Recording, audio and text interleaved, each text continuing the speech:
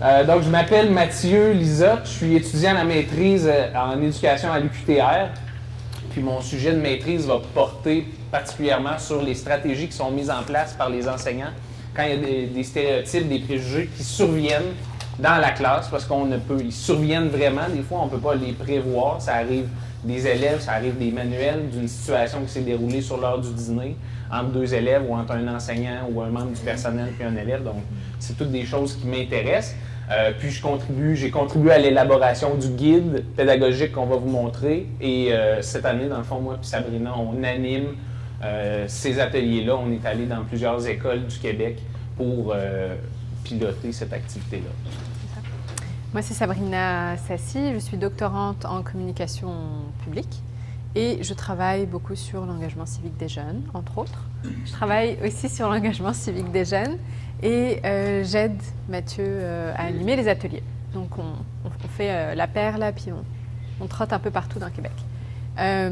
Pour vous donner une idée, cette activité-là qu'on va faire avec vous, qu'on a eu l'idée de faire avec vous au vu des discussions de ce matin, c'est aussi une activité qu'on fait presque tout le temps, je dirais, avec les étudiants, avec les élèves. Donc, on va pouvoir vous donner un petit feedback au fur et à mesure.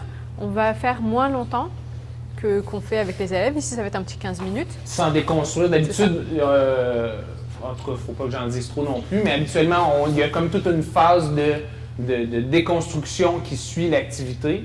Mais là, on va juste faire ressortir, puis c'est des choses même qu'on a discutées ce matin qui vont ressortir. Mais donc, cette activité-là, ce qu'on dit généralement aux élèves, c'est qu'on inscrit 2 mots au tableau, puis on invite les élèves à venir associer, à inscrire tous les mots qu'ils associent aux mots qu'on va écrire au tableau. Donc, ces 2 mots-là, c'est personne musulmane. Puis on leur précise bien que c'est ce qu'ils associent, mais ça peut être aussi ce qu'ils entendent. Donc c'est vraiment, vous ne serez pas jugé, c'est pas forcément toi qui penses ça. C'est ce que tu as entendu à ma tante, à mon oncle, dans le bus, dans le métro. Puis qu'est-ce que vous pensez qui est associé de façon générale aux personnes musulmanes? Donc là, ça va être votre tour de venir nous dire ce que vous entendez en classe, ce que vous associez, ce que vous pensez qui est associé, et ce qu'on va pouvoir aborder. Oui, avec les crayons. Il y a plusieurs crayons. Comme en classe, on le fait, il peut y avoir 5 personnes en même temps. Comme il peut y avoir 1 minute, 2 minutes, 3 minutes où il n'y a personne qui vient. Mais ça va faire digérer, je pense, en plus de se lever. C'était voulu. On est financé par les profs d'éducation physique. Ben oui. Ah, voilà, ouais, parfait. Ça, on vous fait souffrir ce qu'on fait souffrir aux étudiants. Ça peut être des phrases aussi, des choses qu'on entend. Ça peut être des concepts, des symboles religieux. C'est ce que j'entends, hein? C'est exactement ça qu'ils nous disent quand ils s'en vont du tableau, chaque fois.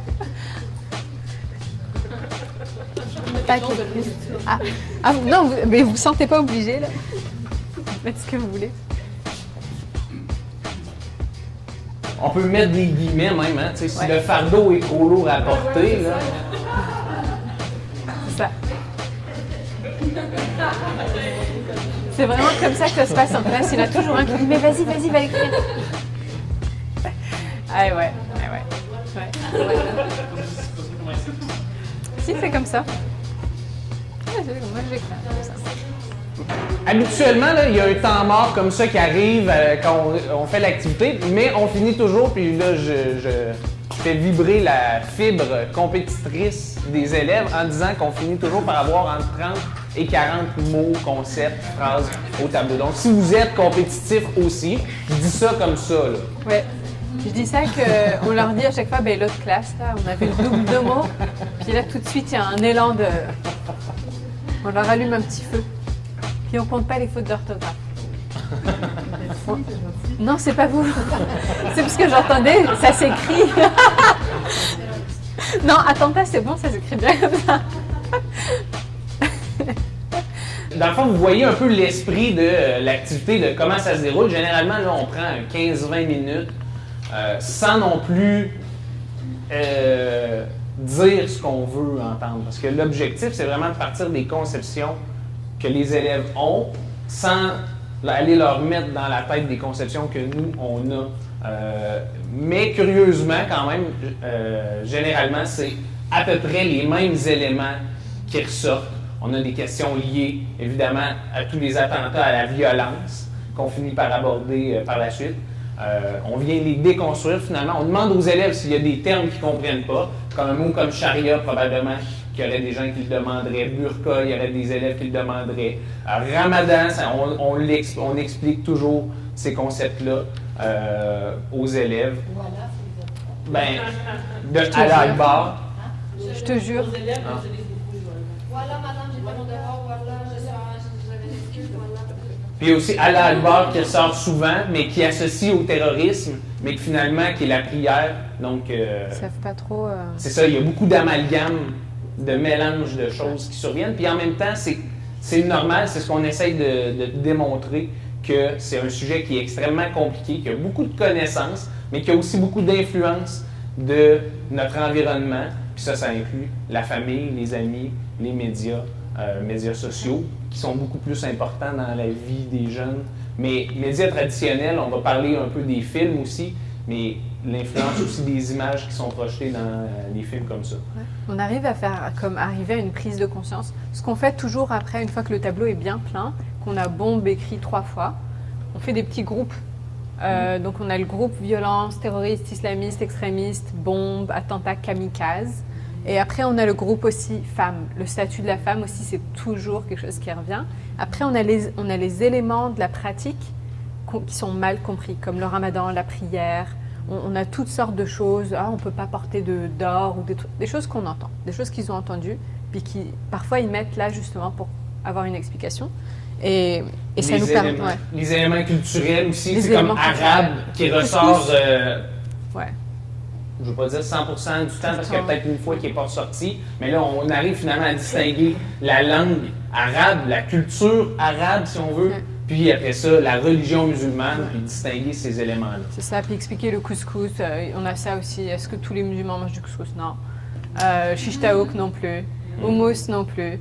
Donc ils mettent tout ça là, puis c'est fait pour expliquer. Puis parfois, ce qui est intéressant, on a des confusions. On a turban, sikh, tamoul, ça revient beaucoup ça aussi. Puis ça, c'est l'occasion pour nous de distinguer et d'expliquer justement c'est quoi les rapports intergroupes, interreligieux entre les sikhs et les musulmans.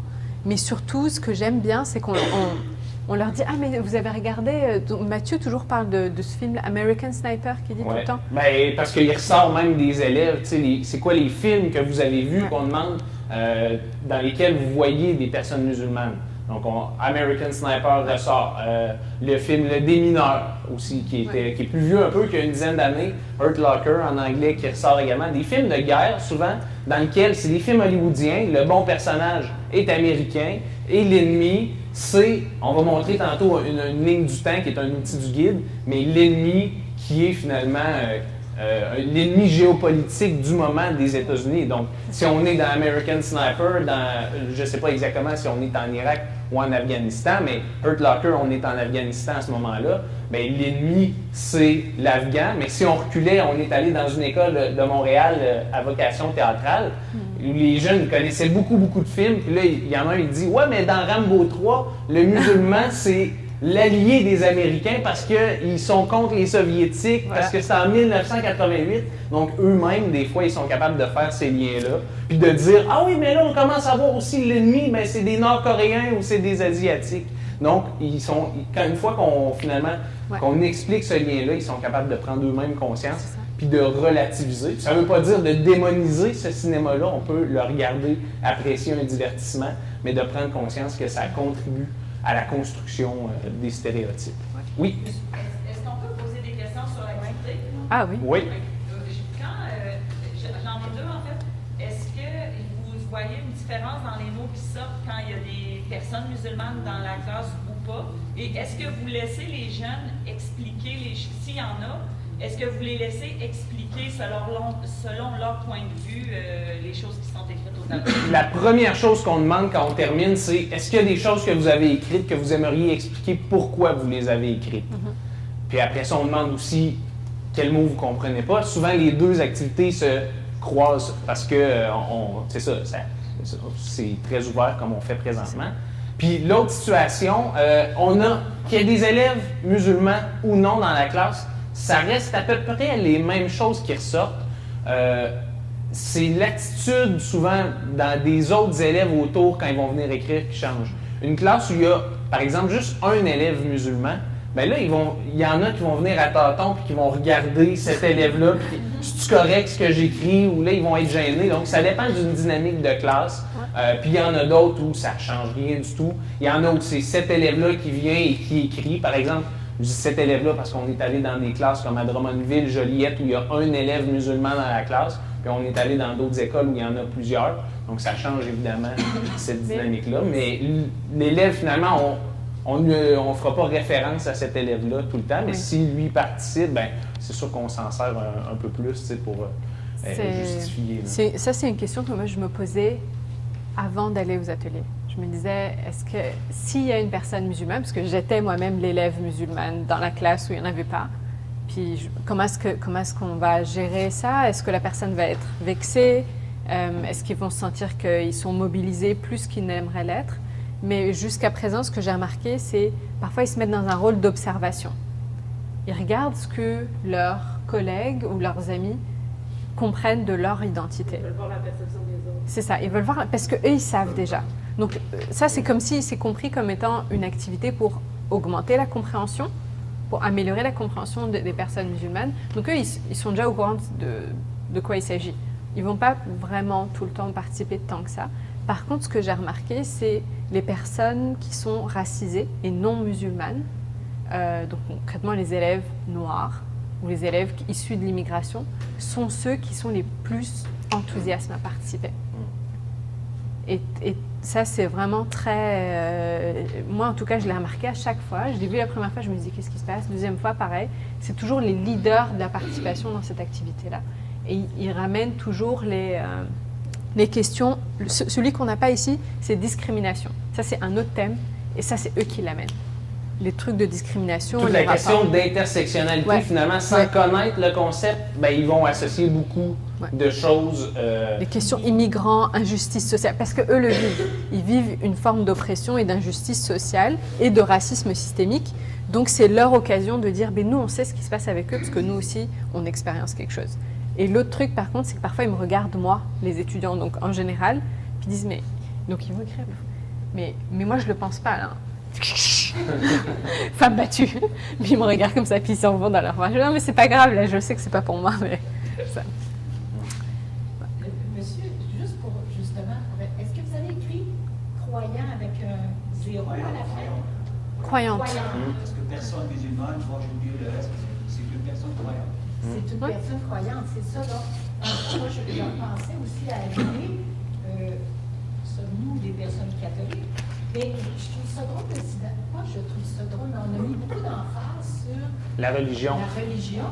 Mais nous, qu'on soit catholique, moi, je suis catholique comment on dit, de baptême, de culture, de naissance, mais je suis non pratiquante. Est-ce que les personnes musulmanes qui sont non pratiquantes se définissent comme musulmans quand même? Bien, oui, quand même. Je dirais qu'on va aborder cette question-là dans finalement la justification du guide. Donc, pourquoi est-ce que le guide a été fait? Puis aussi, au niveau de la pratique, on va avoir une autre activité tantôt, puis on va voir le niveau de pratique des personnes musulmanes par rapport à la population en général de visite au lieu de culte. Donc, sans non plus trop en dire pour tout de suite. Mais ça peut s'appliquer aussi à d'autres communautés culturelles. C'est tout à fait. On peut faire la même chose en mettant un autre mot au tableau puis essayer de désensibiliser. Exact. À la limite, on pourrait, si on vit une problématique, l'idéal, moi je pense, c'est de faire des activités comme ça de façon préventive. Une autre chose qu'on va montrer tantôt, c'est différentes façons de traiter les questions, donc quand elles surviennent, mais idéalement, on peut aussi intervenir sans qu'une situation, qu'un incident critique surviennent dans notre classe ou dans notre école.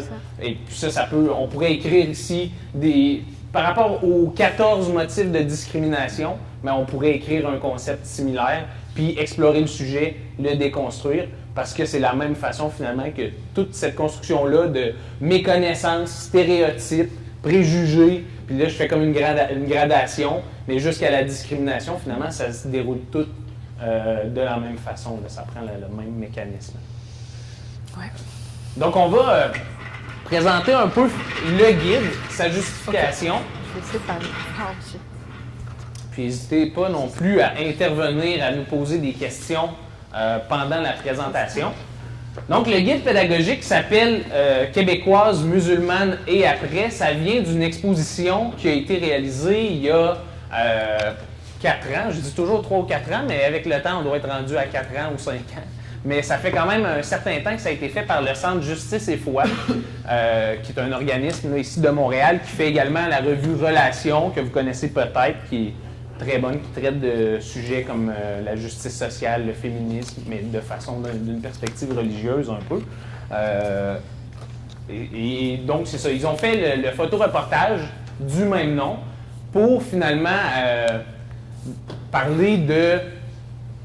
On entendait beaucoup, puis on l'entend encore aujourd'hui, puis c'est la chose qui est dans ma première diapositive, la communauté musulmane. Comme un tout homogène, autant culturellement qu'au niveau du point de vue. Et là, j'ai mis à côté pour montrer que c'est d'actualité. Je fais l'exercice aux 3 mois, environ 4 mois. Je vais rechercher des nouvelles qui portent sur le sujet. Puis là, ici, la communauté musulmane veut favoriser les rapprochements. Donc, on prend une nouvelle, il y a un organisme qui prend la parole et on parle de la communauté. Donc, c'était le cas quand l'exposition a été créée. C'est encore le cas. On a tendance finalement à uniformiser un groupe social. Puis ça revient tout de suite à la question de madame sur, oui, mais est-ce que les personnes qui pratiquent, mais justement, vous avez mis le doigt dessus, il y a plusieurs personnes. Tellement, oui. Puis ça, c'est quelque chose qu'on explique vraiment systématiquement. À chaque fois qu'on donne l'atelier, on explique ça. Pour chaque personne musulmane ou chaque personne qui se pense, qui s'identifie comme étant musulmane, il y a une autre façon de pratiquer l'islam. Et ils ont droit, et c'est la leur, puis c'est pas eux qui représentent tout le monde. Ça sert à rien de dire « Ah, mais toi, t'as dit ça, là? Mais l'autre jour, il y en a un autre musulman qui m'a dit qu'on n'avait pas le droit de boire du vin. » Ben, pourquoi toi tu dis ça? Ça veut dire qu'on met les gens dans une position délicate de mensonge, là. Ça crée toujours un malaise. Puis c'est fait aussi à grande échelle, là, comme ça, avec là, les communautés musulmanes. Oui. Et aussi par rapport musulman versus musulman, là, moi je l'ai vécu cette année, on faisait un petit théâtre pour de la danse. Il y en a une, elle dit les filles musulmanes, on danse pas. Mais là, j'ai vu toutes les autres petites filles musulmanes qui voulaient participer, se sont tournées puis ont fait une face. J'ai dit, oh, attends. Ça, c'est un choix, toi, avec tes parents, toi, avec ta famille, on peut en discuter. Mais parce que les autres, c'est ça crée, même au sein de la communauté, ou pendant le ramadan, l'année passée, c'est ça, on avait une fête, on a qui ont décidé de manger, puis là, ça peut créer des conflits dans la communauté, parce qu'il y en a qui disent « Ah non, mais c'est ça », puis surtout, moi, dans la communauté.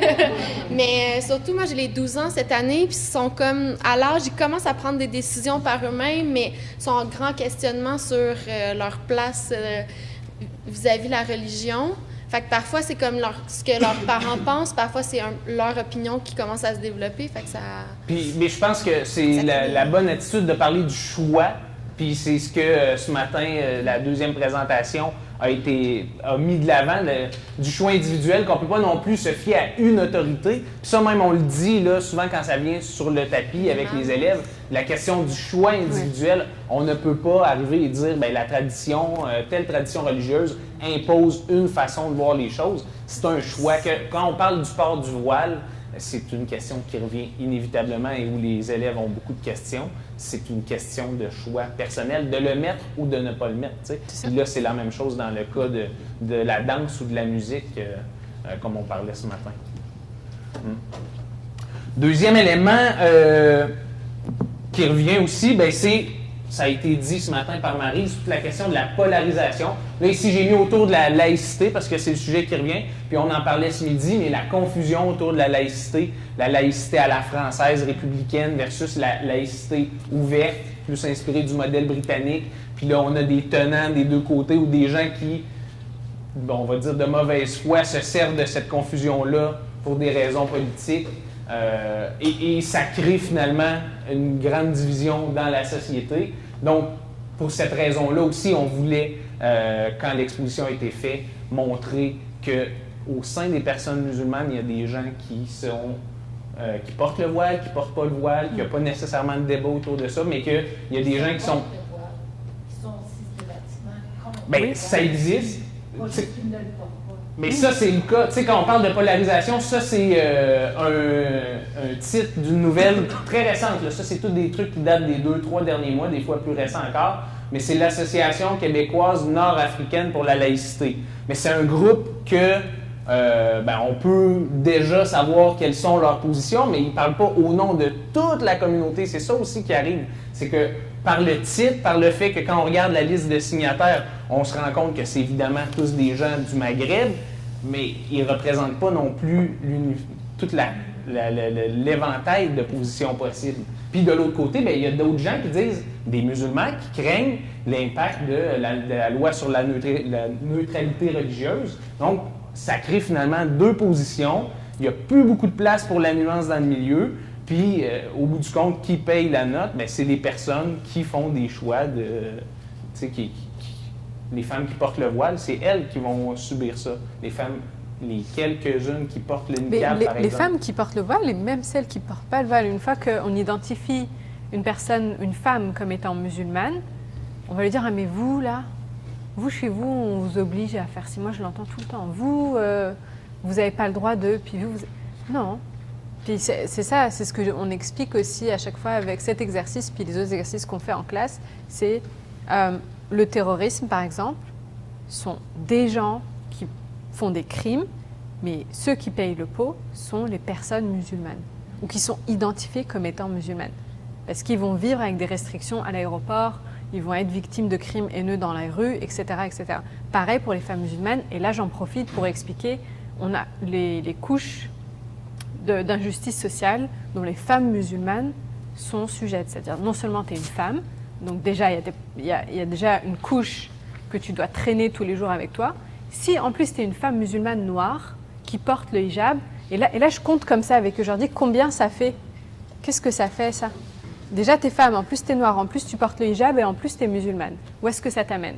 Puis c'est là qu'ils arrivent à dissocier, justement, tous ces éléments. Puis des fois, tu sais, aussi, il y a des élèves qui vont prendre conscience de ça, puis il y en a d'autres qui ne prendront pas conscience de ça tout de suite, puis il faut aussi accepter ça, ou que des élèves vont être en désaccord avec l'idée qu'on essaye d'amener, mais il faut laisser le temps, tu sais, puis on ne peut pas non plus imposer une doctrine non plus. L'élève, finalement, fait des décisions, se positionne lui-même. Dernière chose, dans le discours, c'est toute l'image négative, puis là, je parle d'image, mettons, mentale, mais tu sais, comme là ici, les musulmans davantage craints au Québec qu'au Canada. On réalise un sondage dans lequel on demande est-ce que vous avez peur des personnes musulmanes, et on diffuse ces résultats-là avec un titre comme celui-là, c'est sûr que l'image qui est associée aux personnes musulmanes est négative. Puis l'autre, de nombreuses chroniques, là, mais là j'ai pris juste un titre, c'est des exemples évidemment, mais ras-le-bol de l'islam, puis on peut les compter. On ne peut pas les compter sur les doigts d'une main, malheureusement, des titres avec des titres sensationnalistes comme celui-là, de chroniques, qui donnent des opinions, mais qui n'amènent pas vraiment de fait au bout du compte. Mais cette image-là, plus mentale, est également vraie dans les images qui sont utilisées dans les journaux, mais aussi, par exemple, dans les manuels de CR particulièrement, où on va stéréotyper un peu les images, où on va surreprésenter le port du voile, qui est une réalité. Tantôt, on va vous poser des questions. J'imagine que, vu l'intérêt que vous avez pour être ici, vous allez avoir des réponses probablement plus près de la réalité que ce qu'on a quand on fait l'activité dans les écoles. Mais, je ne veux pas donner trop de statistiques tout de suite, mais on surreprésente quand même. Quand on parle, si je vous avais demandé de fermer les yeux et d'imaginer une femme musulmane, c'est possible que la première image qui vous serait venue en tête, ça aurait été une femme qui porte le voile. Alors que il y a de nombreuses femmes musulmanes qui ne portent pas le voile. Donc puis surreprésentation du niqab, de la burqa, qui sont très marginaux. Puis beaucoup de confusion aussi entre la burqa et le hijab. Donc on leur explique à chaque fois, on en profite pour refaire les définitions. Puis le statut de la femme. Puis ça, c'est ce qui est bien, c'est dans l'exposition, on peut se servir parfois des portraits qu'on a, de dire, OK, donc une femme qui porte le voile, là on en a dans l'expo, puis tu vois, elle est ingénieure. Et ça, là, ça ne correspond pas avec l'image mentale, mais aussi conceptuelle qu'on a de la femme musulmane, qui est tout le temps comme femme battue, pas le droit de conduire, ça revient très souvent. Alors que ça arrive, c'est en Arabie Saoudite, c'est pas du tout ici. Oui, Maintenant. c'est ça, depuis peu. Depuis janvier. C'est ça. Une avancée exceptionnelle. Ouais. Mais c'est ce qu'on nous dit ici à Québec, alors que... Oui, c'est ça. Bien, ça, c'est dans 2 points, je pense. Non, c'est déjà le cas. Mais c'est l'utilisation d'images hors Québec ou de situations, finalement, qui se déroulent ailleurs pour parler du phénomène. C'est intéressant de parler de l'islam qui se déroule en Arabie Saoudite et de penser à la question des droits humains, parce qu'il faut l'entrer aussi dans ce contexte-là plus large. Mais l'objectif aussi, c'est de représenter la situation au Québec aujourd'hui. Mais quand on présente le roi Salman, quand on présente ici, évidemment, c'est trop petit pour que vous voyez la légende. C'est écrit en France, le port du niqab et de la burqa. En tout cas, on nous dit que c'est une image prise dans un magasin en France. Pour parler d'une nouvelle, et là, le titre de cette nouvelle-là, c'était « La bombe ne veut pas du visage couvert en public ». Donc, c'est par rapport au port du voile à Québec. On prend une situation qui se déroule en France, qui est une vraie photo, là, on n'a pas fait un dessin, rien, mais qui est une situation, finalement, qui est marginale, mais qui représente, c'est ça, qui est prise d'ailleurs. Puis l'autre chose aussi, c'est qu'on va prendre beaucoup d'images génériques, comme le Coran, par exemple, le croissant de lune avec l'étoile, ou des images violentes, là, tu sais, puis que j'aurais pu mettre dans l'autre catégorie, hors Québec, là, un homme avec une Kalachnikov qui est voilé dans le désert. C'est pas québécois trop comme image. Non. Mais surtout, c'est que ça envoie encore une fois une image d'un islam violent, mais qui... Puis ça, c'est ce qu'on retrouve sur le mur du préjugé, là, à chaque fois, Kalachnikov. Puis ils nous mettent des noms d'armes, là, puis c'est associé à l'islam aussi. Au moins, le Coran, c'est la seule chose qui est vraiment rassembleur de tous les musulmans du monde. Ben, c'est pas un préjugé que j'ai, là, mais il me semble que... Non, c'est pas une mauvaise chose en soi. Ouais. Mais c'est juste que ça ne représente pas la population musulmane du Québec. Donc ça, c'est toute cette question-là de la représentation. Le titre, c'est pourquoi un guide, mais en réalité, c'est pourquoi il y a eu l'exposition, le photoreportage qui a mené par la suite au guide pédagogique. Et là, on a quelques portraits pour que vous voyez un peu, finalement, les portraits qui ont été réalisés dans le cadre de l'exposition. C'est une trentaine de personnes qui ont été suivies au Québec, qui voulaient être suivies, non pas qui ont été suivies en catimini, mais une trentaine de personnes qu'on a suivies dans leur quotidien. Puis, donc, il y a des photos comme ça qui ont été prises dans 4 sphères de leur vie, que là, ici, chacune des photos est associée à une sphère, finalement. Et puis, il y a un texte qui accompagne ça. L'exposition, d'ailleurs, vous pourriez la faire venir dans votre milieu, dans une école, dans un centre communautaire. C'est gratuit, d'ailleurs, tout comme le guide pédagogique qui sont gratuits. Vous pouvez faire venir le télécharger en ligne. Donc, les 4 sphères qui sont représentées, c'est, oui, d'une part, la religion. Donc, on a le premier groupe ici. La première, j'ai pris une des photos, mais il y a 8 photos, là, 8 ou 9 portraits par catégorie. Ça ici, c'est Samia Amar, donc, qui fait partie d'un groupe religieux, interculturel, un groupe de dialogue interreligieux, donc de femmes musulmanes et chrétiennes. Donc, ce genre de portrait-là qui finalement dit, ben oui, on peut être une femme musulmane, porter le voile et être féministe, par exemple. Donc, ça vient déconstruire déjà plusieurs stéréotypes.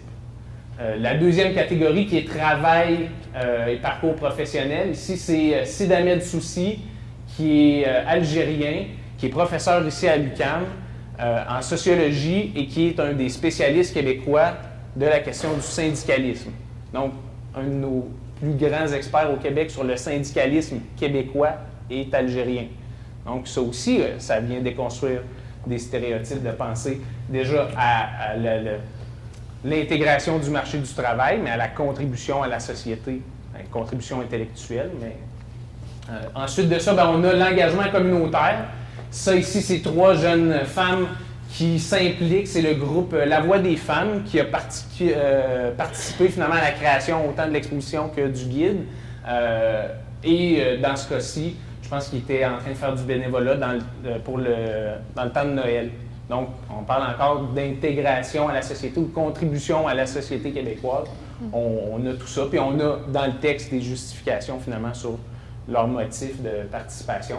Et la dernière photo qui est un exemple finalement de vie quotidienne, c'est ça la catégorie vie quotidienne. On en a qui font du ski, il y a toutes sortes de choses. Mais j'ai choisi ce portrait-là parce que c'est le portrait comme phare de l'exposition, mais aussi parce que ça montre d'un côté, j'oublie son nom, Mohamed est sénégalais qui a grandi en Arabie Saoudite, puis elle est d'origine française, mais a grandi en Égypte. Les deux habitent au Québec maintenant. Donc, ça montre aussi la diversité des pays d'origine des personnes musulmanes.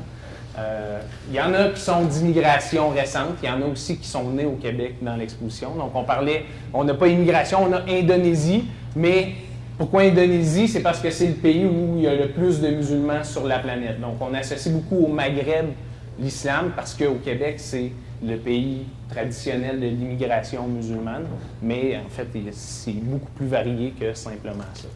Puis tu disais, le guide est gratuit, l'expo est gratuite, puis l'atelier aussi est gratuit. Vous pouvez faire venir l'atelier gratuitement. Je dis pas de bêtises, hein? Non, non, non. Ok, c'est bon. Ben là, peut-être que pour la fin de l'année, ça risque d'être plus compliqué. Bon, là, c'est difficile, puis mais pour l'année en prochaine. tout cas, on va voir si ce sera reconduit l'an prochain.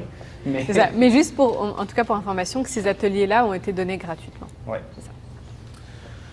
Ensuite, j'ai indiqué quelques grandes lignes du guide pédagogique, donc des choses qu'on retrouve dedans, puis je suis conscient là, qu'il y a des enseignants et que ça a été fait dans le cadre du cours d'éthique et culture religieuse, puis il y en a qui sont au primaire, ça a été fait plus pour le secondaire, mais je pense qu'il y a beaucoup de ressources en réalité qui peuvent être exploitées, adaptées, ou simplement des informations que vous pouvez aller chercher dans le guide.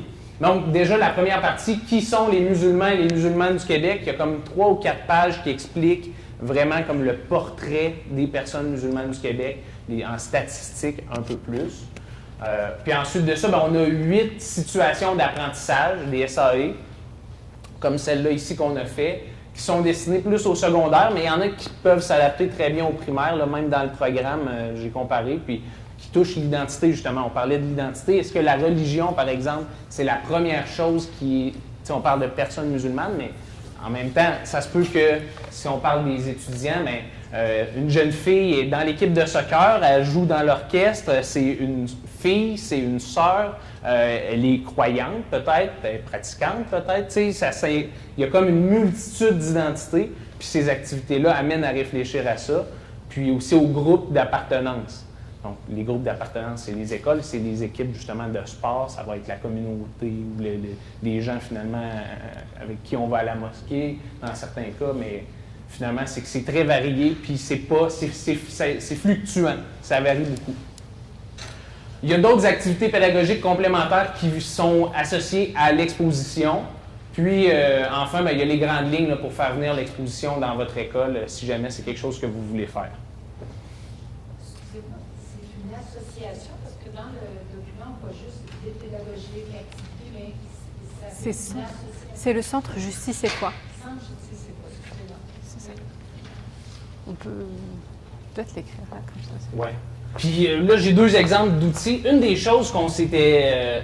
quand on a fait les activités, là, je vais essayer de zoomer.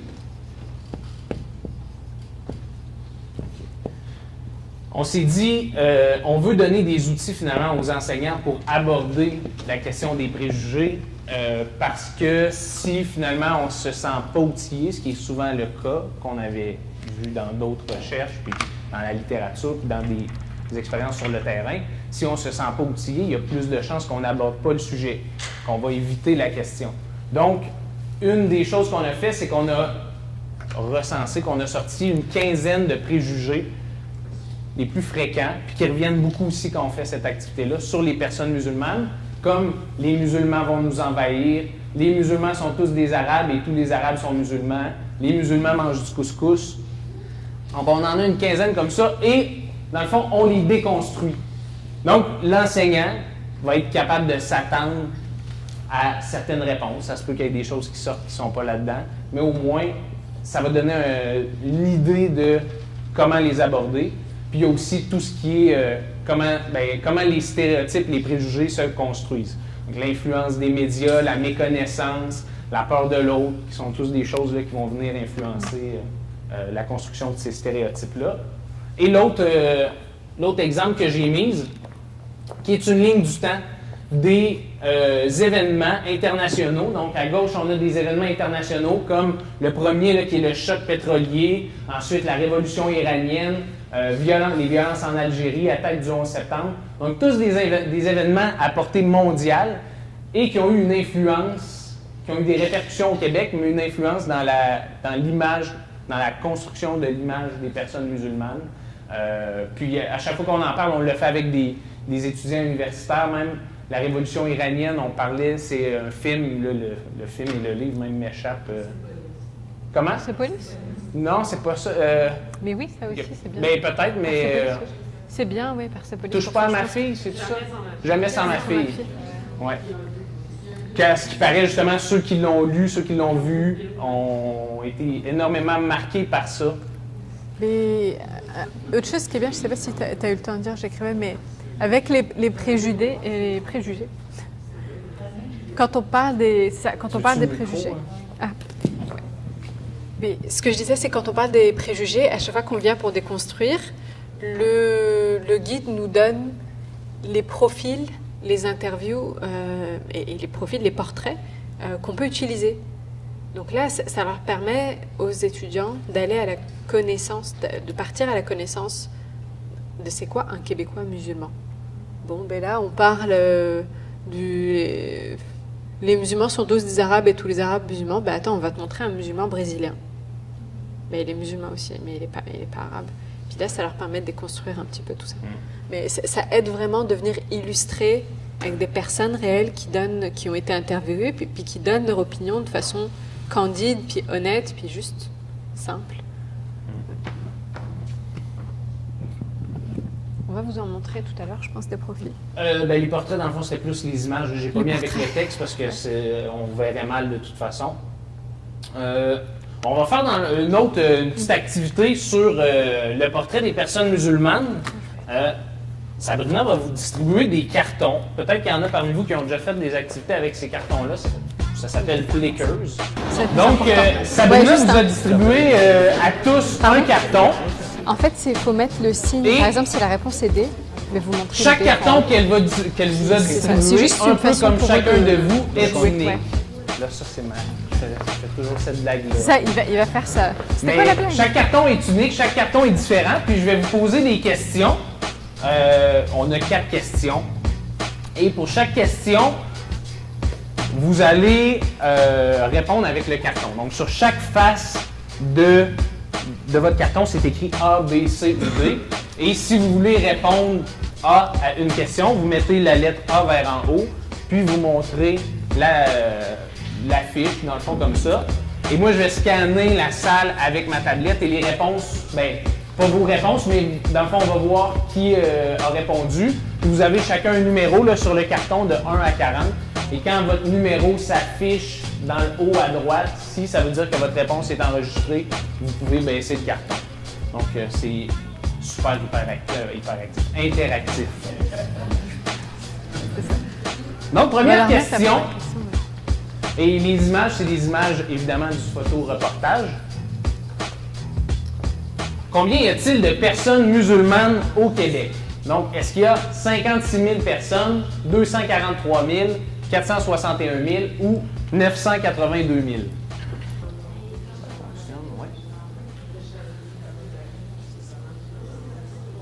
Et là, ce qui est bien, vu que vous êtes enseignant, c'est peut-être des choses qui peuvent vous intéresser à faire en classe. Moi, c'est un outil que je trouve le fun parce qu'en plus, on est capable de voir, vous pourriez associer carton 1 à tel élève puis voir son cheminement, par exemple en début de module ou avant un examen pour faire de la révision. Puis vous voyez qui a répondu quoi.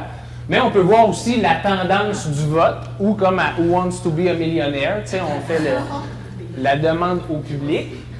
Et là, visiblement, il y a beaucoup de gens qui ont bien étudié pour leur examen. Parce que c'est la bonne réponse qui est majoritaire. Donc, tous ceux qui ont la bonne réponse auront droit du café à la pause. Je sais qui a répondu. Donc, à 243 000, ça représente 3 % de la population environ.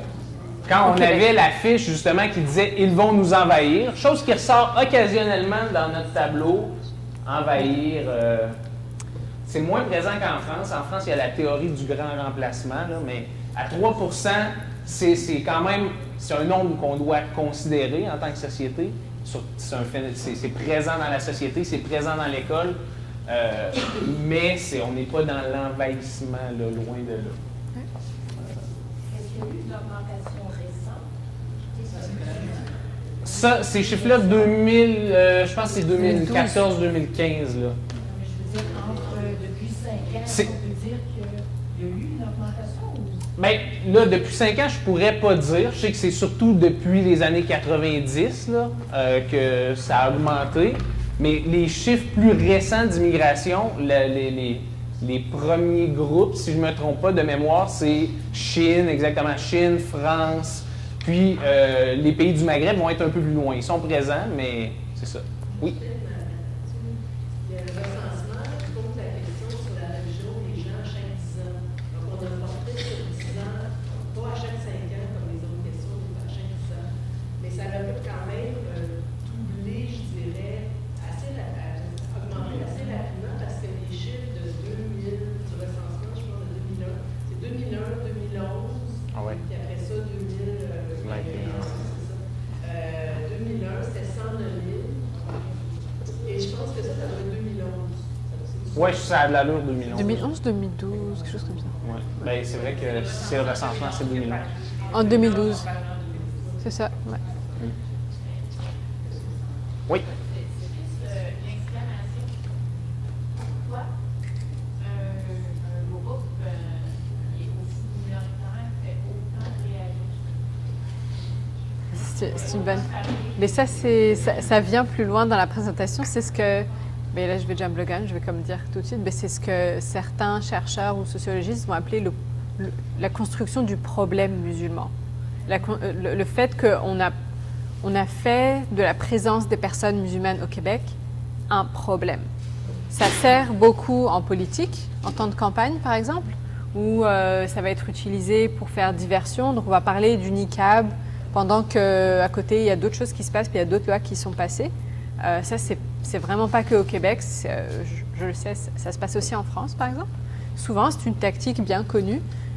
Puis aussi beaucoup de battage médiatique, ça fait vendre les copies de journaux. Un exemple, hier, on s'échangeait des courriels en préparation de la présentation, puis là, on avait parlé, on s'était demandé est-ce qu'on parle un peu de la policière qui portait le voile. Ça a été super médiatisé. La future policière qui porte le voile.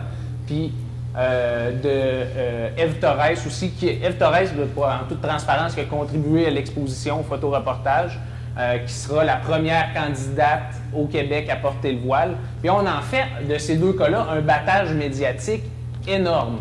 Puis après ça, là, je me suis dit, ouais, mais les députés là, à Ottawa, il y a Jack Meeting, ben lui, il n'est pas encore député à Ottawa, mais il est chef du NPD, Jack Meeting, il porte un turban, il est sikh. Il y a des députés sikh à Ottawa. Il me semble qu'on n'en a pas entendu à ce point-là parler, mais là, une femme qui porte le voile, là, soudainement, en tout cas, c'est la remise en question de la laïcité qui va tomber sur ses épaules, au bout du compte. Puis c'est aussi comme revenir sur ce qu'on expliquait sur la roue des identités qu'on a dans le guide. C'est comme dire une personne musulmane, elle est aussi, je ne sais pas, pianiste, sœur, mère, joueur de soccer. Ben, c'est la même chose pour Ève Torres ou pour d'autres femmes qui se retrouvent dans le milieu public ou une personne musulmane qui se retrouve dans le milieu public. Mais tout de suite, on va parler, le cadrage médiatique va être fait. Femme musulmane se présente aux élections, se présente à la candidature. Quel est son nom? Quels sont ses... Alors que si c'était un homme non racisé, blanc, on aurait dit universitaire ou je sais pas, expert en mécanique ou je ne sais quelle autre chose. On aurait parlé d'un autre de ses attributs qui fait que cette personne est compétente ou non compétente. Mais ça, c'est ce qui arrive avec cette personne-là qui est policière. Ça se trouve, elle est championne de karaté, puis personne n'en a parlé. Ça se trouve, je sais pas, je la connais pas. Mais c'est vraiment pour illustrer ce qu'on explique aussi aux élèves, ce qui est expliqué aussi dans le guide pédagogique. Mais oui, il y a une énorme surreprésentation dans les médias d'une communauté qui est pourtant 3%. C'est ça. Puis ça, on l'explique aux élèves. On dit, voilà, pourquoi est-ce que vous pensez... Mais ça, c'est Mathieu qui fait avec l'image du niqab, tout ça. Ben, déjà, pourquoi est-ce que vous pensez qu'on voit tout le temps le niqab, tout le temps le hijab à la télé, alors qu'on va voir ensuite le pourcentage des femmes qui portent le hijab? Ça, je pense que ça va augmenter la question. Sans réponse. Mais aussi, tu sais, c'est ça. Il y a, je sais pas, je pense que je vais être de mauvaise foi si je réponds. Donc, mais c'est ça. C'est un phénomène qui est surreprésenté, qui est vendeur aussi. Puis c'est ça. Je pense que la théorie, tu sais, de créer un problème, justement, on parle beaucoup de valeurs en opposition, alors qu'au bout du compte, les valeurs ne sont pas en opposition. Ouais, pour vous, mais le problème musulman, si j'étais de mauvaise foi et que j'irais encore plus loin, mais peut-être comme off the record, ça serait de dire qu'il y a une industrie de l'islamophobie. L'islamophobie, ça paye. Je n'ai pas fait d'analyse et je n'ai pas reçu les données de l'état des choses au Québec, mais aux États-Unis, c'est une industrie très qui rapporte beaucoup d'argent aux gens qui font des livres, des sites internet, un show, tout ça sur la peur de l'autre. Mais il y a des gens qui en font leur carrière. Puis il y a des millions de dollars à se faire là-dedans. Donc déjà, ça vend. Puis surtout, ça fait élire des fois. Il y a 3% des lecteurs, ça ne fait pas grand-chose. Mais surtout, ce sont des gens qui, statistiquement, votent moins que d'autres groupes. Malheureusement. Non, c'est pas un stéréotype. J'étudie la question dans ma thèse. Donc c'est pour ça mais ça me rend triste de le dire. Donc, mais 1,5% des lecteurs, ça coûte vraiment pas cher. ça coûte pas cher du tout. Ça coûte pas cher du tout. Puis c'est pas encore un débat qui va faire qu'il y a des alliés dans les groupes qui votent, qui vont dire, ben là, comme il y a eu avec la cause tout à fait légitime de la communauté LGBTQ, mais si aujourd'hui quelqu'un essaie de se faire élire et de dire, bah non, moi je pense qu'ils ne devraient pas avoir les mêmes droits que tout le monde, mais là c'est pas juste la communauté LGBTQ qui va dire on vote pas pour eux, c'est l'ensemble de la population qui va dire, ben là non, on veut pas, ça représente pas le Québec. C'est pas encore le cas pour les droits des personnes musulmanes et d'autres communautés qui sont opprimées également. Ça c'est mon 2 cents là-dessus.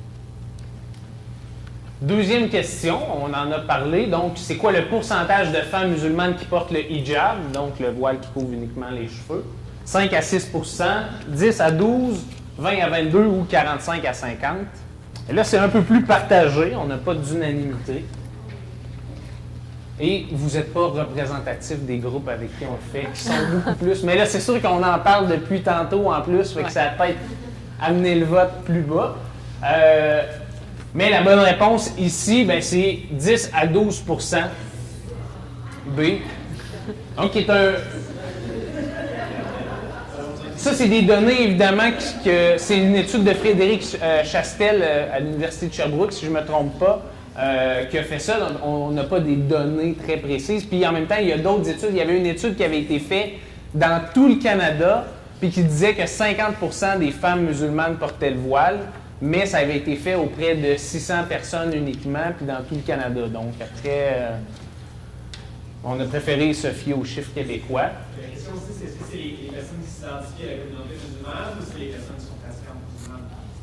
Oui, là, honnêtement, ça, de mémoire, Ça changerait beaucoup les chiffres.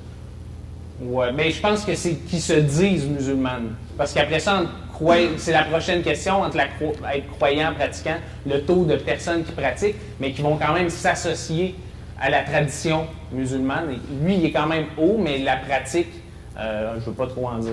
On a une question. Est-ce que ça prend que les femmes adultes, est-ce que ça prend nos ados aussi? Les ados qui sont derrière eux? Bonne Je question. pense pas. Ouais. Non, je pense pas. Je pense pas que ces personnes ont été sondées. Mais on pourrait s'attendre à un pourcentage peut-être similaire chez les enfants, peut-être moins, peut-être moins.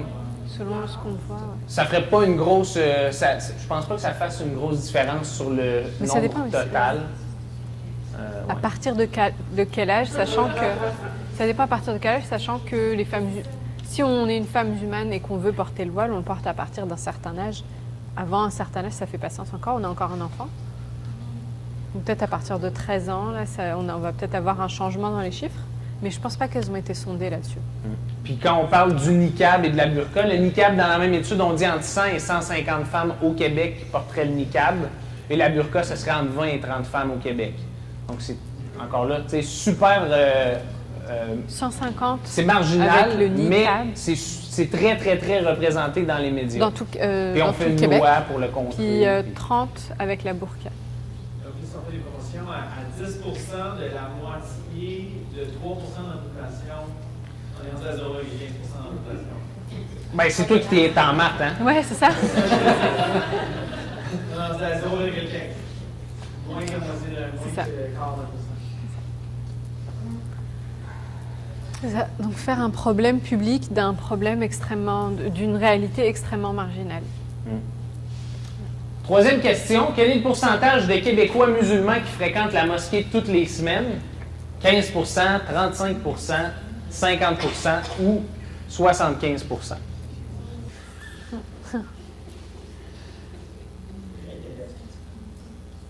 Je vais vous dire ça, on va comparer une belle pyramide, un escalier des réponses.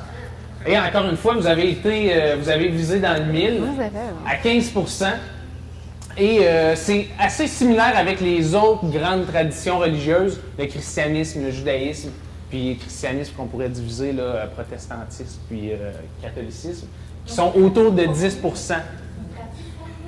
Ben, c'est un peu plus, tu sais, 15 par rapport à 10 mais ce que je dis aussi souvent, c'est qu'il faut considérer l'aspect communautaire que peut jouer la mosquée, surtout pour les nouveaux arrivants qui viennent, que ça va être un élément pour peut-être être pisté vers un emploi, un logement.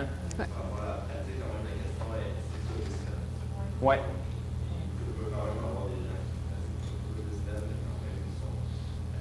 Oui. Mais mettons, dans les autres religions qui vont à l'église toutes les semaines, par exemple, c'est 10 aussi. Si on compare des pommes avec des pommes, là. Ouais. Cependant, je pense que pour eux, pour aller à la mosquée, c'est vendredi le bon travail. Par contre, les catholiques, là, le dimanche, ils travaillent. Déjà, On parlait les deux. Malgré les contraintes, il y en a 15 Malgré les contraintes, il y en a 20%. Ouais. Je sais que c'est pas certainement la bonne. mais ça, c'est pas forcément non plus une mesure de... On peut pas dire, les musulmans pratiquants, c'est seulement cela. C'est dans la même lignée de remarques. Il y a des femmes musulmanes qui sont très pratiquantes, mais qui ne veulent pas aller faire la prière à la mosquée. C'est leur choix. Donc là, il y a une disparité homme-femme déjà. Dans le monde qui se rend à la mosquée, c'est beaucoup les hommes qui vont. Puis oui, puis il y a l'aspect communautaire en fonction de la géographie et des communautés d'immigrants qui arrivent dans ce local-là, dans cette partie du Québec-là. La mosquée peut jouer un rôle communautaire plus important. Mais non, il y a des gens qui sont pratiquants mais qui ne se rendent pas à la mosquée. Il y a d'autres marqueurs dans la pratique de l'islam qui font que c'est considéré comme pratiquant. Et dernière question. On parlait de discrimination ce matin. Ouais, bien. Il va falloir baisser un peu l'écriture. Donc, quels sont les obstacles auxquels sont confrontés beaucoup d'immigrants arrivant de pays associés à l'islam? Donc, le premier, c'est ils sont peu qualifiés et maîtrisent peu le français. B, ils préfèrent travailler avec d'autres musulmans, ce qui restreint les possibilités. C, ils font face à la non-reconnaissance des diplômes et une méconnaissance du marché de l'emploi. Ou D, toutes ces réponses.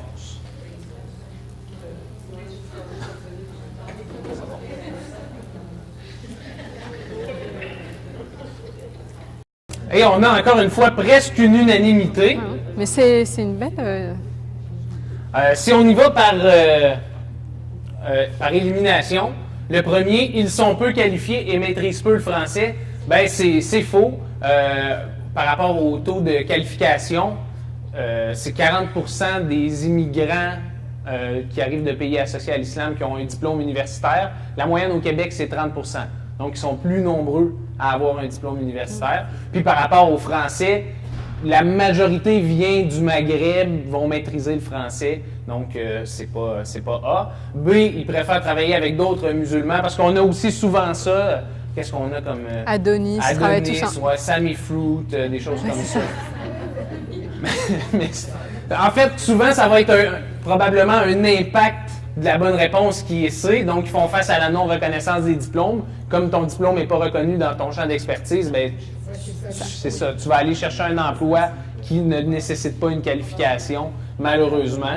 Donc, tout ça, quand on en parle, on essaie, souvent on arrive puis on manque de temps pour même des fois poser cette question-là, mais essayer de parler aussi de la discrimination à la fois dans l'embauche et dans l'accès au logement, de l'étude, peut-être que vous avez pris connaissance, de l'étude où on est allé porter des CV qui étaient identiques, puis tout ce qui changeait, c'était le nom en haut du CV. Donc, si on avait un nom à consonance arabo-musulmane ou latino, on avait 30% moins de chances de se faire appeler pour un entretien d'embauche ou pour finalement avoir le logement. Donc, c'est quand même ça important. aussi en classe, ça permet de partager des expériences de vie et de faire appel à leurs propres expériences de vie. Quand on dit, mais est-ce que vous avez déjà vu comme un chauffeur de taxi ou Uber? Est-ce que vous avez déjà eu ça? Puis est-ce que vous leur avez demandé ce qu'ils font comme travail? C'est quoi leur diplôme? Puis là, il y en a quelques-uns qui ont cette expérience, puis on peut partager ça. C'est très courant de trouver un chauffeur Uber. Bien, la personne était avocat, avait un cabinet d'avocats même, en Syrie, puis ici se retrouve à faire chauffeur en attendant de refaire les études pour être à nouveau qualifié. C'est très courant dans les écoles d'avoir des éducatrices de service de garde qui sont plus formées que les enseignants qui enseignent. C'est ça. Puis aussi, Ça, c'est une bonne... Dans l'enseignement, l'accession au brevet aussi qui peut être complexe pour un enseignant qui était formé, qui arrive ici, la passation du TECFE, tout ça, aller faire une maîtrise qualifiante. Quand on a des enfants, ça peut être un grand obstacle. Quand il y a déjà une famille, c'est difficile. OK. On a 15 minutes. Oui, c'est bon. Je vais faire un lien un peu avec... c'est un peu plus... C'est mon sujet d'étude dans le cadre de ma maîtrise. Dans le fond, pour l'instant, je ne m'intéresse pas à quelle est la meilleure approche pour aborder un sujet comme celui-là, parce que là, on parle d'un sujet en particulier, mais on peut le prendre pour aborder, on pourrait dire quasiment n'importe quel thème sensible ou n'importe quel stéréotype ou préjugé à l'égard de n'importe qui.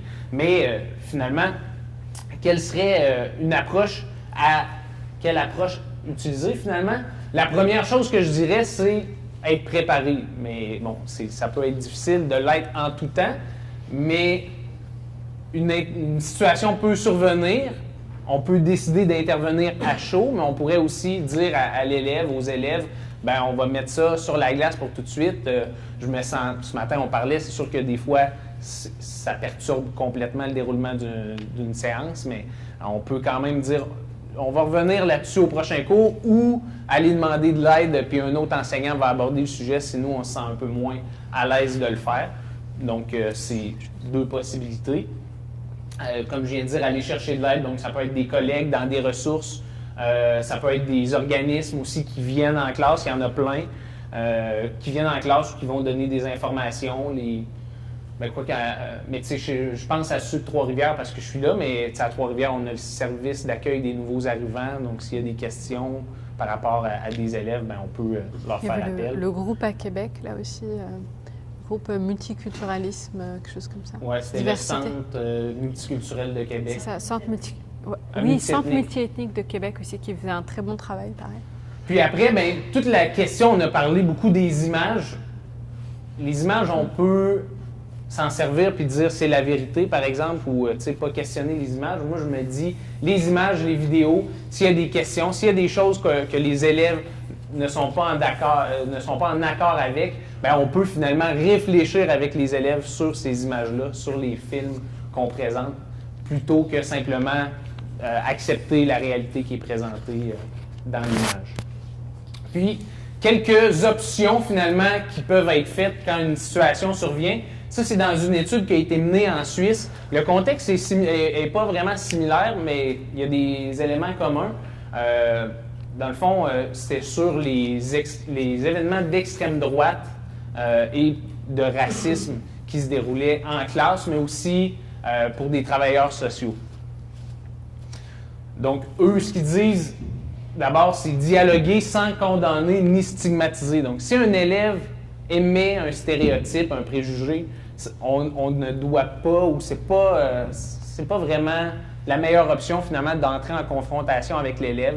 On peut, je pense que c'est le deuxième point, écouter son point, entendre son point de vue, qu'est-ce qu'il a à dire, parce que si on s'attend à ce que l'élève dise ce qu'on veut entendre, entre guillemets, bien, il y a des élèves qui sont assez vite, qui vont savoir qu'est-ce qu'on veut entendre, qu'est-ce qu'on s'attend d'eux. Ils vont le dire, mais est-ce qu'ils ont vraiment cheminé, est-ce qu'ils ont vraiment réfléchi?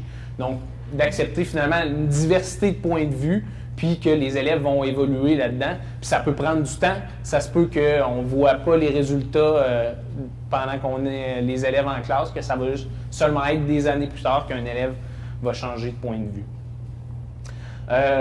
Celui-là qui est intéressant, c'est d'aborder le sujet dans une perspective historique d'éducation citoyenne, qu'on pourrait dire aussi de l'arrimer au contenu de formation. Donc, si on a parlé du fait que c'était récent. Un matin, j'ai entendu, ça fait 20 ans, par exemple, qu'il y a plus de musulmans, mais la mosquée à Montréal, je pense qu'elle va avoir 50 ans cette année, la première mosquée de Montréal. C'est cette année ou l'année prochaine. Puis, on a fait une fiche sur la diversité en Mauricie, la diversité ethnoculturelle, religieuse, linguistique, pour se rendre compte qu'en 1901, à Trois-Rivières, il y avait des Syriens et des Libanais, entre autres. Il y avait aussi des Chinois, donc ça fait plus d'un siècle que Syriens et Libanais, ça peut être des chrétiens, mais ça peut être également des musulmans. Donc, c'est une présence qui date de 120 ans sur le territoire, même plus. Là, je parle de Trois-Rivières. Donc, c'est quelque chose. La diversité, finalement, c'est pas un phénomène qui est récent des 5, 10, 15 dernières années. Les élèves, même, ils ont le discours de dire « Ah, quand ils ont 15 ans, puis ils nous disent « Quand j'étais jeune ». Là, tu dis ouais. Ou parler beaucoup du 9 septembre.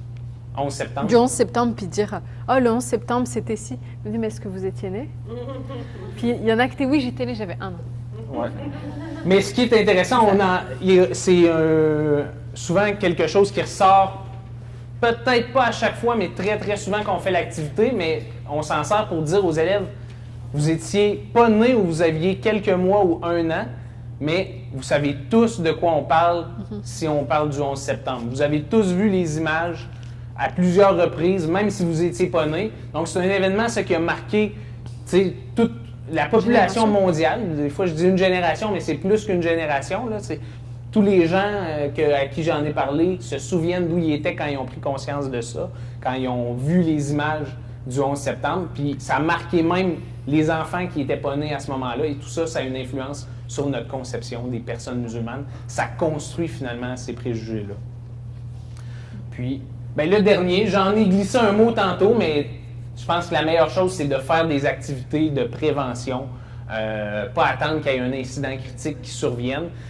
Et ça, c'est difficile. Moi, je suis très content de vous voir ici, puis conscient de ça, puis intéressé à ça. Mais on a des fois des messages contradictoires. On avait fait une formation avec une commission scolaire, puis il y avait des enseignants qui disaient « Ouais, mais si je parle des personnes musulmanes, il va falloir que je demande aux parents ou que je le dise aux parents avant que je vais parler de ce sujet-là. » Là, tu dis « Ouais, mais si tu dis aux parents que tu vas parler des personnes musulmanes, puis que c'est normal de le faire. Ça fait dans le programme d'éthique et culture religieuse, par exemple, ça s'insère très bien. Mais c'est comme de lever le flag, de dire « Ouais, il y a peut-être quelque chose que je vais faire là, de pas correct, mais... Ouais. » mais non, tu sais... C'est comme s'il y a un danger. Je vais peut-être parler de... On va faire un petit mini bootcamp djihad dans la classe.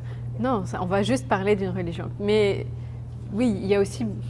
Je pense que cette approche-là sert pour faire surtout pour ça, je pense. Pour moi, ça résonne beaucoup avec cette activité-là, où on a parfois des choses qui peuvent être dites, qui peuvent être comme très, très étonnantes, ou des expressions même comme...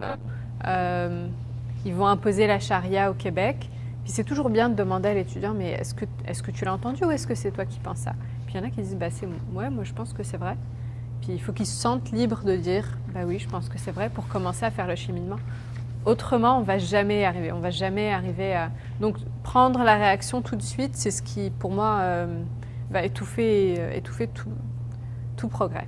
Donc, Puis, je pense que je terminerai là-dessus aussi. La majorité d'entre vous est à la commission scolaire de Montréal, puis Marguerite Bourgeois, puis il y a des ressources à l'intérieur de ces commissions scolaires-là. Donc, pas hésiter finalement à faire appel si jamais il y a des situations qui surviennent, parce que je dirais que c'est une chance jusqu'à un certain point. C'est sûr que la réalité est plus présente puis le justifie plus, mais je vois pas pourquoi ce serait pas fait, par exemple, à Mascouche, où on était dans un milieu beaucoup plus, quand même, où il y avait de la diversité, mais où les commissions scolaires n'auront pas nécessairement de conseillers pédagogiques puis de ressources à fournir.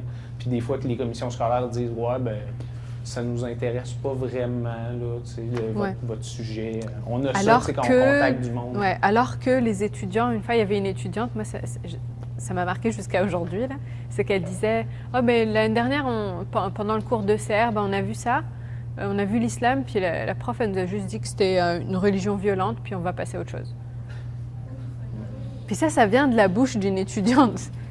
Donc, je sais, c'est peut-être le message qu'elle a enregistré, puis qu'elle a compris. Peut-être que l'enseignante ne l'a pas dit de cette façon-là. Je ne sais pas, j'essaie de philosopher dessus, puis d'essayer de comprendre. Mais d'un côté, on a ça, les commissions qui disent « Bah, ouais, c'est pas très intéressant pour nous. » Mais de l'autre côté, on a des étudiants qui cherchent à comprendre. Puis parfois, vu que l'enseignant de CR est là, à Mascouche, l'enseignant, puis la stagiaire était là, puis disait « Mais on l'a vu, là, quand on a regardé, quand on a fait l'islam, est-ce que vous vous souvenez de ce qu'on a fait ?» Puis ça sert à ancrer l'apprentissage déjà qui a été fait. Parce que souvent, on se rend compte qu'ils ne se souviennent plus.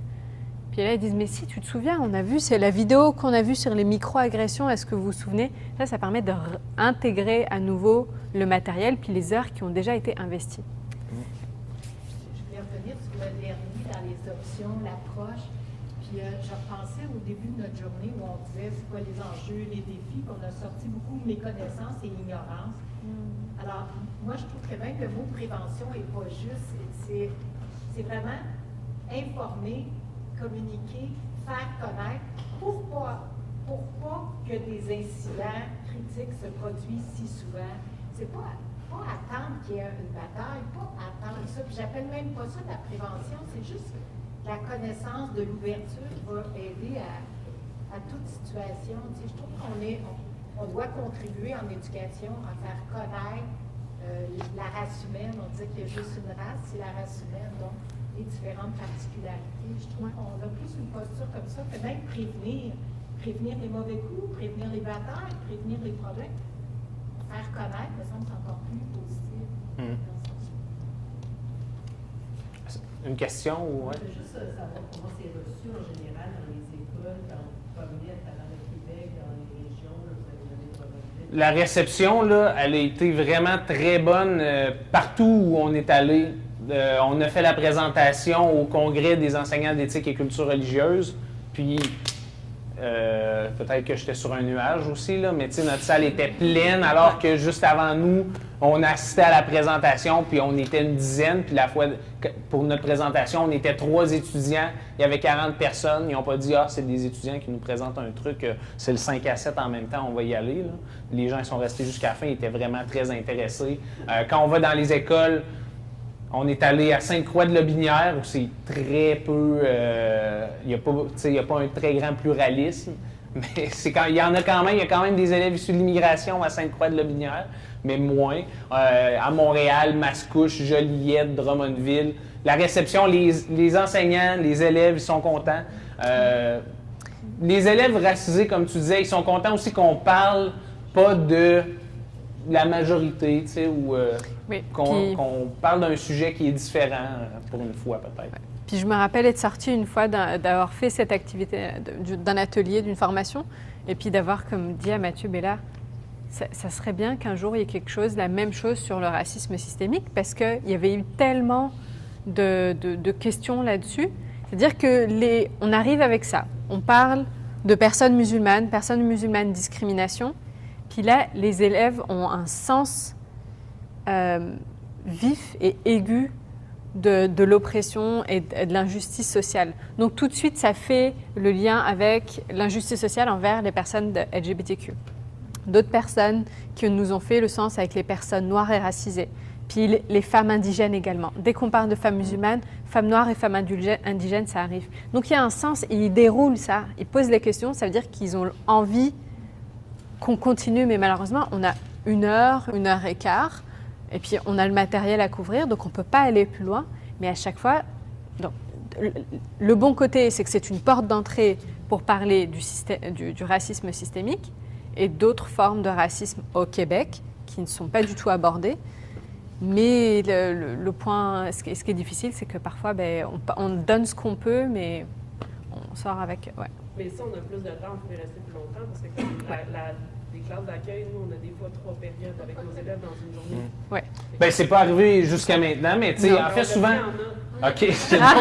Quand on est dans une école, souvent on est là 2 jours. Il y a une école qu'on était là 3 jours, puis on fait tous les groupes, Nous, on mettons, peut d'un combiner niveau. les groupes aussi. Ouais, ça, On a c'est- des horaires similaires. C'est ça, si c'est possible, ben, tant mieux. Là. Ouais. Si vous avez d'autres questions, Oui, on on a peut y encore un répondre. petit, Sinon, ça termine. On a encore un petit 5 minutes, là, ouais. J'ai une question, est-ce que les élèves vous posent des questions concernant justement la religion musulmane? Parce que c'est vrai, vous avez dit qu'ils doivent savoir de quoi il s'agit, c'est pas simplement... Oui. Non, non, c'est ça. Ben, cette activité-là nous permet d'aborder, on est passé un peu rapidement sur plusieurs choses, mais la majorité des concepts, on va essayer de préciser au passage. Tu sais, souvent, rapidement, le Coran, ben là, ils vont le savoir, la très grande majorité, donc on va préciser que c'est le texte religieux, le texte sacré. Mais le Ramadan, ben, on prend toujours un 5 minutes, 10 minutes. Des fois, les élèves ont plein de questions, puis là, on a un filon, on va pas changer d'activité. Et là, on va l'aborder, mais oui. Pour le ramadan, même les adultes, là, les élèves viennent me parler. Ouais. Est-ce que c'est vrai qu'elle, elle fait le ramadan, c'est vrai qu'elle n'a pas le droit de boire aussi? Ouais. Hein, donc je crois qu'il Il y y a un a manque. d'information. C'est ça. C'est que même les adultes aussi posent la question. Ouais. Oui, tu fais le ramadan, mais tu n'as pas le droit de boire de l'eau. Ouais. Il y a un manque de... Puis ça, halal, voile, la prière. C'est pas simplement pour les musulmans. Mais rien qu'expliquer ça, donc moi ça me fait plaisir parce que je suis au courant justement d'à quel point même les personnes adultes ne sont pas informées ou manquent de cette information-là. Donc à chaque fois, je suis vraiment heureuse de prendre comme 5 minutes, m'asseoir sur le bord de la table et dire ok, Ramadan, c'est déjà pas boire de temps à temps, voici les règles du jeu, mais aussi ce qu'on ne vous dit pas ou ce que vous n'entendez pas, c'est tout l'aspect spirituel. Ça veut dire que les gens qui font le Ramadan sont comme dans une quête de sens, puis il y a aussi l'idée de générosité, puis il y a aussi l'idée d'essayer de développer de l'empathie, puis de donner le plus possible pendant ce mois-là. Puis là, ils ont une toute autre compréhension. Là, on le sent même dans l'énergie de la salle, qu'ils se disent « Ah ouais, ok, on sent que ce n'était pas une information qu'ils avaient. » Pareil pour le voile, de dire « C'est une question tellement intime de poser ça à une femme, d'aller voir une femme voilée puis de dire « Mais pourquoi tu portes le voile ?» C'est tellement quelque chose qui est une quête spirituelle qui a été faite à l'interne que je trouve ça intéressant de leur dire « Vous savez, c'est vraiment très intime de lui poser ça comme question. » Donc, il y a tous ces éléments-là, mais pour chaque personne, ça va être quelque chose de différent. Pareil pour expliquer halal. Non, halal, c'est pas cochère, c'est 2 choses différentes. Mais voilà, puis le poulet, c'est pas forcément halal, puis le porc, puis voilà les crevettes, puis ça, puis ça. Puis à chaque fois expliquer, puis ça leur fait du bien. Ouais. Il y a la demoiselle, puis monsieur. Je trouve que on dit oh mon Dieu, mais les gens sont pas assez informés sur la religion musulmane, il y a des questionnements, mais je crois que c'est envers toutes les religions. Ouais. Au sens où là on parle beaucoup des musulmans parce que c'est beaucoup mis de l'avant dans l'actualité, Ouais. mais il y en demeure pas moins que j'ai eu des élèves baptistes dans ma classe où j'ai énormément appris sur cette religion que je ne connaissais absolument pas, et ainsi de suite. Ouais. Je pense que dans le fond, c'est d'ouvrir le dialogue et d'accepter de discuter de choses complètement différentes et nouvelles pour nous, mais au-delà de juste la religion musulmane. Oui, tout à fait. Et même le lien entre les différentes religions. Expliquer que le Coran, c'est un des textes sacrés en islam, mais que ça exclut pas la Bible, par exemple. Ça, c'est quelque chose qu'on ne sait pas. Donc, quel lien est-ce qu'il y a entre les différentes communautés au Québec? Et ça, oui, tout à fait, je suis absolument d'accord. Là, je vais peut-être poser une question naïve, mais n'est-ce pas, juste tout ce qu'on dit, la méconnaissance de religion, est-ce que c'était pas censé être l'intérêt d'avoir des cours d'éthique et culture religieuse à l'école, puis comment ça se fait que nos élèves... Ben là- C'est comme ça d'ailleurs nos élèves, puis ça se peut additionner, tu sais. Ça arrive en secondaire 3, puis là, ils me posent plein de questions sur comment ça fonctionne l'addition. Mais je veux dire, normalement, ça fait 8 ans qu'ils en font. Là. C'est des choses de base, là. C'est quoi le ramadan, puis c'est quoi halal, là. Ben là, moi, je pourrais faire un commentaire éditorial là-dessus. Là. Commentaire éditorial, vas-y. Je me suis fait dire d'arrêter. C'était pas en lien avec le commentaire éditorial, ça. C'est parce que, mais moi, je dirais, d'une part, mettons, au primaire, le cours est donné, la formation que les enseignantes du primaire reçoivent, elle est minime. Celles qui sont en formation, c'est 3 crédits 4 crédits, 6 crédits dans quelques universités. C'est très minime. Souvent, ça va être donné, c'est à la grille matière, mais ça va être donné peut-être par la personne qui est comment ils appellent ça, en temps partagé ou à la fin de l'année. Je ne dis pas que c'est ça qui se fait partout, mais je dis que c'est quelque chose qui arrive occasionnellement. Puis, tu sais, tout ça a une influence. Puis au secondaire, les enseignants, la majorité sont formés. Moi, maintenant, là, mais tu sais, même ceux qui étaient enseignants de morale religieux avant ont reçu des formations, puis sont très compétents, je crois, à le donner. Mais il y a des écoles où c'est donné en complément de tâches. À Trois-Rivières, je m'excuse de parler contre mon coin, là, mais il y a 3 enseignants d'ECR pour toute la commission scolaire. Le reste, c'est des fins de tâches d'enseignants d'éducation physique. Ça, on n'hésite pas à engager des enseignants d'éducation physique puis les mettre partout. Mais engager des enseignants d'ECR puis les donner des compléments de tâches en éducation physique, on ne le fera pas, ça. Mais ça, c'est mon commentaire éditorial, encore une fois. Puis, ça, c'est sans compter les fois où, parce qu'on a une concentration musique ou anglais ou éducation physique, on est à une période par 9 jours. Ça fait 20 périodes dans l'année. Il y a 3 compétences qui sont à évaluer. On espère dans les 3 étapes, mais mettons dans 2 des 3 étapes. Fait que tout ça fait en sorte que, tu sais, le contexte est très difficile. Ça ne veut pas dire que c'est pas fait nulle part, mais on part de façon très inégale. Puis les facteurs externes aussi, l'information ou la désinformation des médias à laquelle les étudiants sont exposés. Donc ils reçoivent de l'information en classe, déjà peu et de façon parsemée, mais en plus de l'extérieur, ils reçoivent des informations qui chamboulent tout ce qu'ils ont déjà eu. Puis il y a aussi la rétention d'informations. Ça se voit, ce que dit Mathieu, ça se voit dans le fait que parfois on est en cours avec l'enseignant et la stagiaire, puis ils disent « mais on l'a vu il y a 1 mois ». Mais c'est parce qu'ils voient beaucoup de contenu en très peu de temps. Donc ça s'évapore.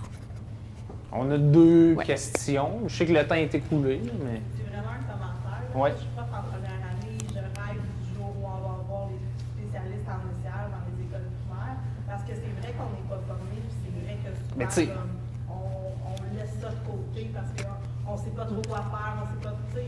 Ça, c'est une option. Puis là, on vous rajoute à partir de l'année prochaine, peut-être pas là, de ce que j'ai lu hier, mais éducation à la sexualité, 5 heures par année.